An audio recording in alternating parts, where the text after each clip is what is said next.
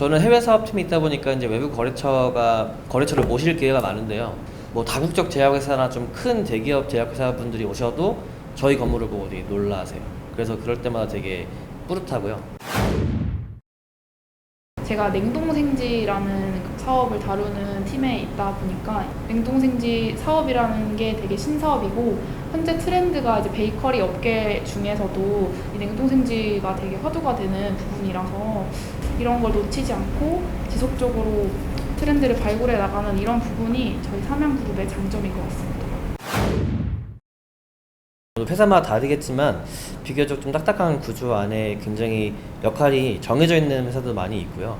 아니면 좀 아직 구조가 잡히지 않아서 굉장히 광범위한 업무를 하고 있는 동기들도 많이 봤습니다. 타 사들에 비해서 사원에게 굉장히 의사결정권이 좀 많이 주어지는 회사 같고요. 제 주도하에 물론 이제 그 상사분들의 동의하에 제가 이끌어 나갈 수 있는 구조가 좀 많이 있어서 굉장히 보람을 느끼고 있습니다. 일례로 전시회들을 기획을 한다든지, 근데 그 기획에서 그치지 않고 실제로 참가까지 할 수 있는 기회로 이어지는 게 큰 장점인 것 같습니다. 올해 나가십니까? 10월 달에 스페인 출장 예정돼 있습니다. 좋으시겠어요? 저랑 혜지 씨 같은 경우는 서로 동기인데 이번 9월에 신입사원 연수로 베트남과 태국 출장이 예정되어 있습니다. 국내에서 연수가 있었고 이제 해외 연수를 떠나는 거예요. 그 몇 박 며칠입니까? 일주일 정도 기간이. 예. 믿고 좀 권한임을 많이 해주시는 편이고 제가 준비했던 거에 대해서 우선 좀 들어주시는 편이어서 만족감이 높았고요. 갑작스러운 회식을 하시지 않는다는 거 작지만 큰 장점이었던 것 같습니다.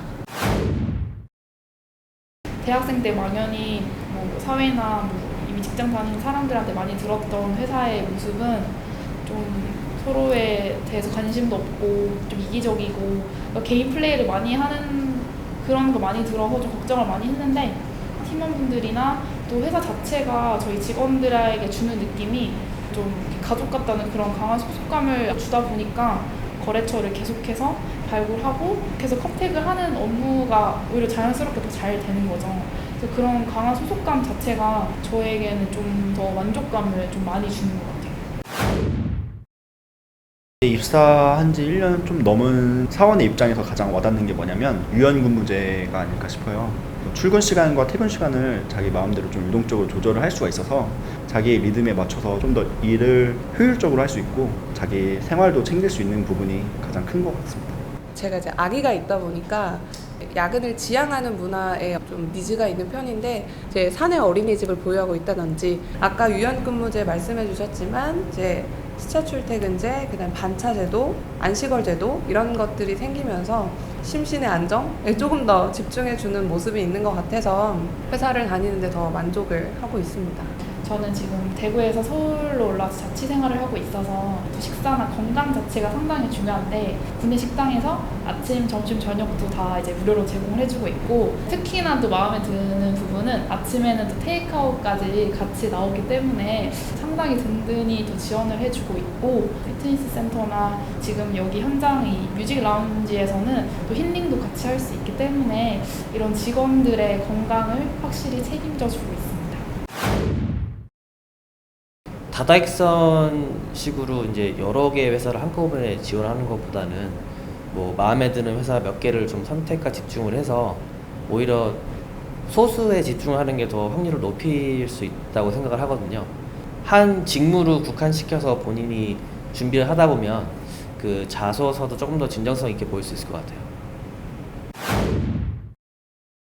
어떻게 하면 좀 더 이걸 읽는 사람이 좀 재밌게 읽을 수 있을까를 좀 많이 고민을 했던 것 같아요. 자기소개서를 쓰기 전에 제가 한 활동들을 하나하나 다 연도별로 좀 정리를 했던 것 같아요. 이제 그 안에서 제가 무엇을 얻었는지를 좀 생각을 하고 그 다음에 자기소개서를 작성을 했는데 제 개인적으로 운영하는 홈페이지가 있어가지고 그런 쪽을 많이 살려서 기획력이라든지 아니면 그걸 통해서 뭐 어떻게 했다 이런 결과물들을 보여줬습니다. 답변을 초반에 시작하면서 끝에 제가 자신 있는 부분을 이렇게 흘렸어요. 끝에 대답을 할 때. 뭐 저는 뭐 대학교 생활 내내 배드민턴이라는 운동을 좀 전문적으로 해와서 운동이나 체력적인 부분을 좀 어필을 하고 싶어서 처음에 자기소개를 할 때도 운동 얘기를 무조건 넣었고 끝에 흘렸을 때 뭐 운동을 몇 년 했다 이렇게 답변을 하니까 그러면 뭐 체력 하나는 좋겠네 이렇게 말씀을 하셨을 때 저는 그때 저 장난 아닙니다 이런 식으로 대답을 하니까 그때 시간이 오후 1시 정도 때 약간 졸리실 타임이었는데 그때부터 분위기가 좀 바뀌면서 다들 좀 초롱초롱한 눈빛으로 저한테 집중을 되게 많이 해주셨어요. 그런 식으로 제가 자신 있는 부분을 끝에 이렇게 하나하나씩 넣으면 대화 자체가 제가 원하는 방향으로 많이 이끌어지더라고요. 어떤 질문이 나오게끔 저한테 유도를 하는 게 좋다고 생각을 해서 약간 답변 양식을 혜지 씨처럼 약간 그런 식으로 맞췄고요. 일종의 흘린다는 표현이 약간 뭔가 조금 이상하긴 하지만 그래도 제가 주기적으로 말한다. 제 답변으로 제 답변으로 인해서 그 다음에 나올 질문을 이런 식으로 가게끔 유도를 한 거죠. 페이스를 저쪽으로 끌고 오는 게 되게 중요하다고 생각을 해서 약간 답변 양식도 그런 식으로 조금 유도를 했습니다. 삼양그룹과 관련된 거에서도 하나 흘린 게 있다면 세븐스프링스에 직접 방문을 해서 한번 제 나름대로 조사를 해봤다 이렇게 답변을 끝내고 나서 그 다음 질문은 이제 어떤 조사를 했느냐 이렇게 나오지 않겠습니까? 그런 식으로 저는 좀 이끌었습니다. 면접을 할 때 사실 어떻게 보면 극도의 긴장 상태인데요.